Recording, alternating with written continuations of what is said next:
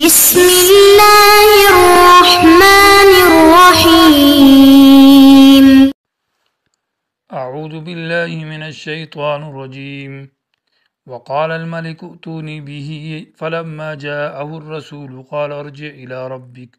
فاسألوا ما بال النسوة اللاتي قطعن أيديهن إن ربي بكيدهن عليم۔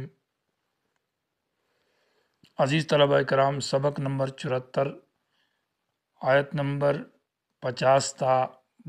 53۔ حضرت یوسف علیہ السلام کے پاس وہ ساقی جو بادشاہ کا نوکر تھا وہ جیل گیا اور یوسف سے ملاقات کی اور خواب کی تعبیر پوچھی۔ حضرت نے تعبیر بتائی اور تدبیر بھی بتائی اور بادشاہ کے پاس جب واپس آ گیا تو بادشاہ نے کہا اس طرح کام کا آدمی ہے، بڑا آدمی ہے، عظیم الشان آدمی ہے، تو اس کو جیل میں نہیں رکھنا چاہیے، اس کو تو رہا کرنا چاہیے۔ تو اس قاصد کو بھیجا کہ جا کر یوسف کو لے آؤ۔ جب قاصد یوسف کے پاس آیا تو یوسف نے کہا نہ، اس طرح تو میں نہیں جاؤں گا، بلکہ میری صفائی ہونی چاہیے۔ تو گویا کہ اللہ تبارک و تعالی نے حضرت یوسف علیہ السلام کو اتنی بڑا مقام اور عزت دی کہ بادشاہ اس کے سامنے عاجز ہو گیا اور اس کی منت جاری کی، اور حضرت یوسف نے کہا کہ واقعی کی صفائی پیش کی جائے کہ اتنا بڑا ہنگامہ آپ کی مملکت کے اندر ہوتا ہے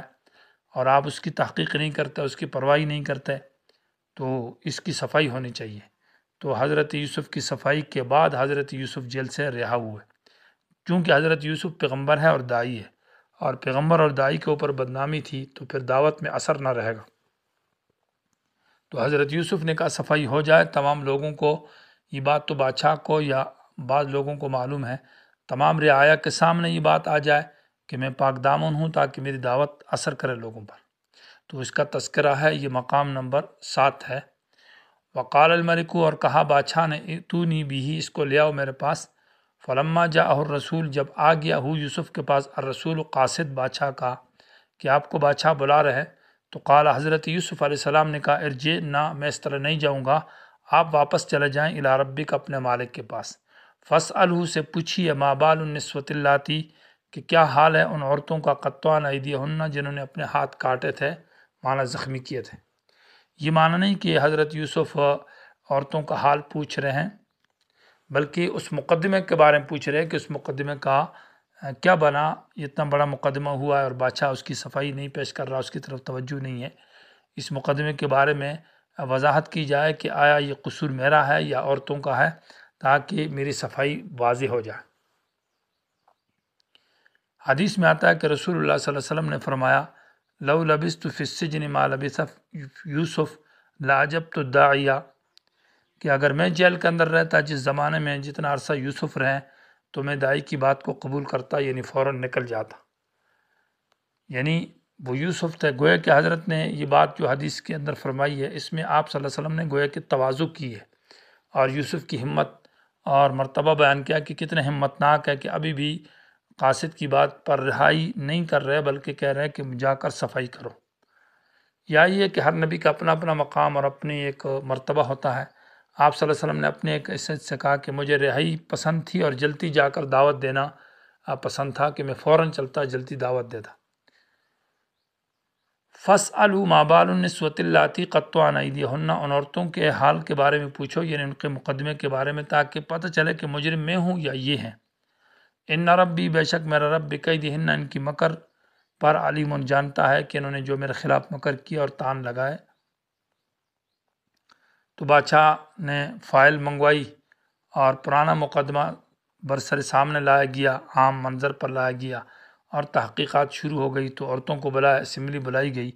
تو بادشاہ نے وہ سب فائل دیکھ کر فرمایا کہ قال، کہا، ما خطبکن، تمہارا کیا حال ہے،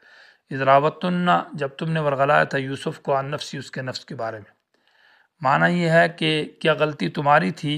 یا غلطی یوسف کی تھی، کس کی غلطی تھی، کون مجرم ہے، یعنی اس بارے میں تم سے بات پوچھ رہا ہوں۔ خطبکن کا یہ معنی تمہارا اس مقدمہ، تم میں نقصان کس کا ہے۔ قلنا، تو سب نے بیک زبان ہو کر لبیک کر کہا، حاش للہ، یوسف تو بچ گیا ہے گناہ سے، للہ، اللہ کے لیے، اللہ کی رضا کے لیے۔ حاشا کے پہلے معنی گزرا ہے، حاشا معنی یہ بچا ہے معصیت سے، للہ، اللہ کی رضا کے لیے۔ ما علمنا، ہم نہیں جانتی، علیہ یوسف کے بارے میں من سوء کسی قسم کی برائی، من سوء نکرہ سیاق نفی میں آیا، نفی کے بعد ہے، عموم فائدہ کرتا ہے، معنی کسی قسم کا گناہ ہم نے یوسف کے اندر نہیں پایا، یہ بالکل پاک دامن ہے۔ تو جب بات میدان میں آ گئی تو اس عورت نے بھی کہا جو امراۃ العزیز تھی زلیخا، قالت امراۃ العزیز، عزیز مصر کی بیوی زلیخا نے کہا الآن حس حس الحق، اب تو حق واضح ہو چکا ہے، ظاہر ہو چکا ہے، حس حسب معنی ظہرک ہے، یعنی اب حق میدان میں آ چکا ہے، تو اب بات چھپانے کی نہیں ہے، اب چھپنے سے بات نہیں چلے گی۔ تو اس نے بھی کہا انا راودتہ، میں نے ورغلایا تھا یوسف کو عن نفسی، اس کے نفس کے بارے میں، مطالبہ میں نے کیا ہے، غلطی میری ہے، اقرار کر گئی اپنے جرم کا۔ وَإِنَّهُ یقیناً یوسف جو ہے لمن الصادقین، یہ تو سچوں میں ہے۔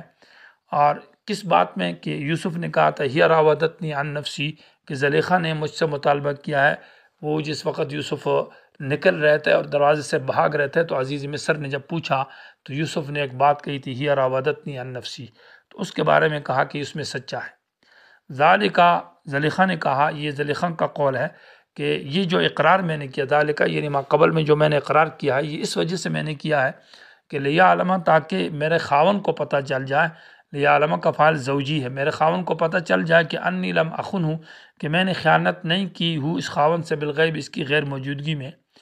معنی یہ ہے کہ میں نے بدکاری نہیں کی، اگرچہ مطالبہ میں نے کیا ہے اور میں نے یوسف کو ورغلایا ہے، لیکن یہ ہے کہ بدکاری تو نہیں ہوئی، ظاہر بات ہے، اس سے تو بچی ہے، تو گویا کہ میں نے خیانت نہیں کی۔ یا معنی یہ ہے کہ ذالک، یہ میں نے قرار اس لیے کیا لیعلم، تاکہ یوسف کو پتہ چلے، اور انی لم اخن ہوں، کہ میں یوسف کے ساتھ خیانت نہیں کر رہی بالغیب، اس کی غیر موجودگی میں، کہ یوسف تو جیل میں ہے اور میں یہاں اس کے خلاف بات کروں کہ یوسف نے یہ کیا یہ کیا، یہ خیانت ہوگی۔ اور وَأَنَّ اللَّهَ، اور بے شک اللہ تعالیٰ لا یہدی، کامیاب نہیں کرتا، کید الخائنین، خیانت گر لوگوں کی تدبیر کو اور سازشوں کو۔ وما ابرئ نفسی، ہاں یہ بات کہنے کے بعد ساتھ زلیخا نے یہ بات بھی کہی کہ میں اپنے نفس کو پاک نہیں سمجھتی، کہ میرا نفس پاک ہے اور میرے اندر ارادہ گناہ کا نہیں تھا، معصیت کا ارادہ نہیں تھا لیکن ہوا نہیں، اس لیے کہ ان النفس، بعض نفس جو ہے لامارۃ بالسوء، وہ برائی کا حکم دیتے ہیں، ہاں الا ما رحمہ، مگر وہ نفس جس پر میرا رب رحم کرے، اور ان ربی غفور رحیم، میرا رب تو معاف کرنے والا بڑا مہربان ہے۔ گویا کہ بعض حضرات مفسرین نے یہاں پر ذالک لیعلم، اس کو یوسف کا قول قرار دیا ہے کہ یوسف نے یہ بات کہی کہ ذالک،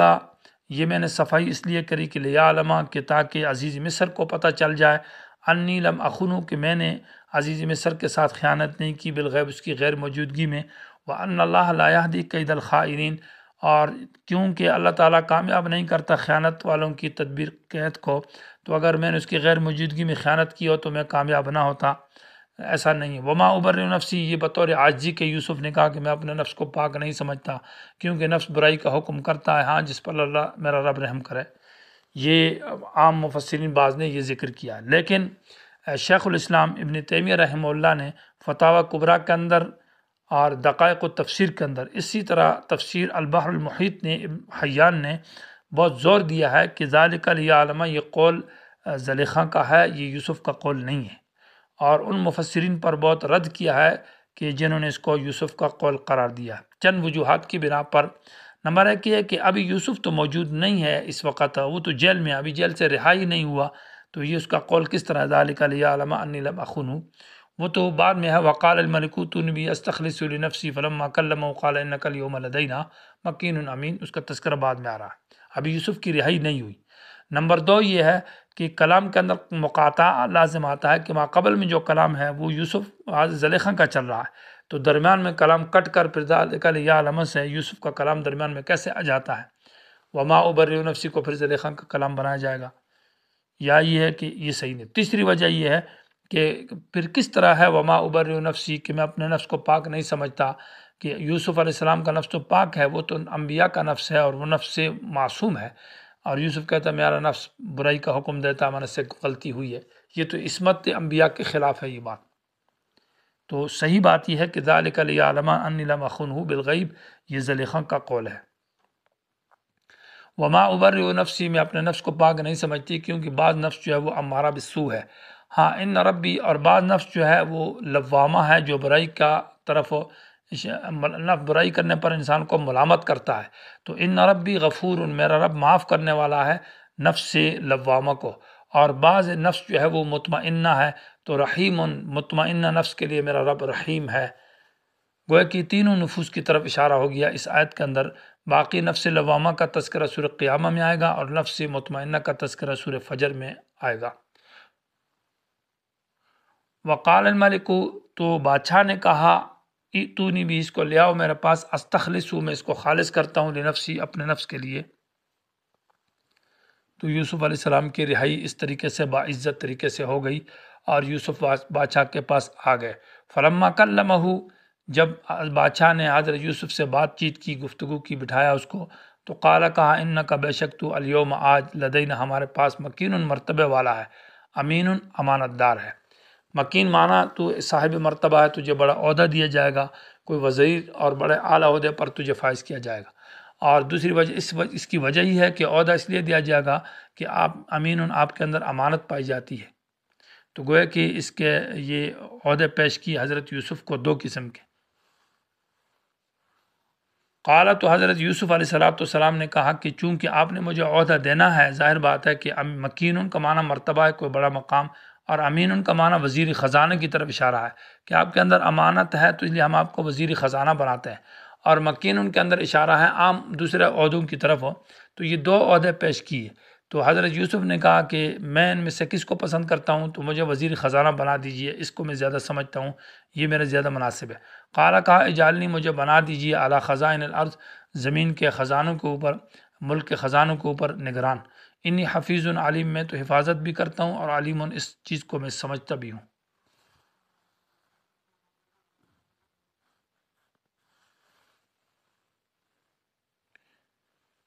وَكَذَلِكَ مَكَّنَّا لِيُوسُفَ فِي الْأَرْضِ يَتَبَوَّأُ مِنْهَا حَيْثُ يَشَاءُ نُصِيبُ بِرَحْمَتِنَا مَن نَّشَاءُ وَلَا نُضِيعُ أَجْرَ الْمُحْسِنِينَ۔ اور اسی طرح ہم نے مرتبہ دیا یوسف علیہ السلام کو مصر کے اندر کہ وہ اپنا گھر بنائے جس جگہ سے چاہے، اور ہم اپنے خاص رحمت پہنچاتے ہیں جس کو ہم چاہتے ہیں، اور ہم ضائع نہیں کرتے اس طرح نیکی کرنے والوں کا اجر۔ البتہ نیکی آخرت کا اجر جو ہے وہ تو بہت بہتر ہے ان لوگوں کے لیے جو ایمان لائے اور جو پرہیزگار ہیں۔ ان آیت کی تشریح انشاءاللہ اگلے درس میں کی جائے گی۔